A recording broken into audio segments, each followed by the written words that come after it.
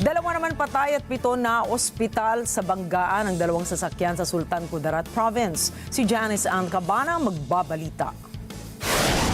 Dalawa ang nasawi habang 7 ang naospital sa banggaan ng dalawang sasakyan sa kahabaan ng National Highway sa tapat ng Barangay Hall ng Barangay Impao, bayan ng Isulan dito sa Sultan Kudarat Province.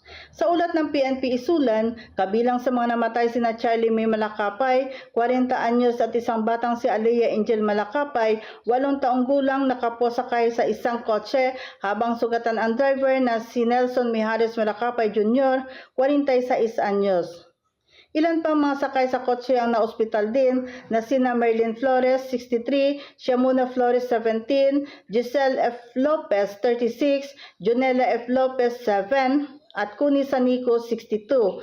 Pawang mga residente ng Purok sa Madinalagon, Barangay Dalawdap, Esperanza, Sultan Kudarat Province.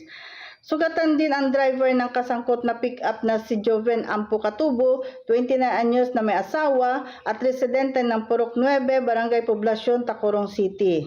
Patuloy ang investigasyon ng mga otoridad upang alamin kung sino ang may pananagutan sa aksidente. Mula rito sa Sultan Kudarat Province, Janice Ann Cabana para sa Mata ng Agila, matatag, matapang, matapat.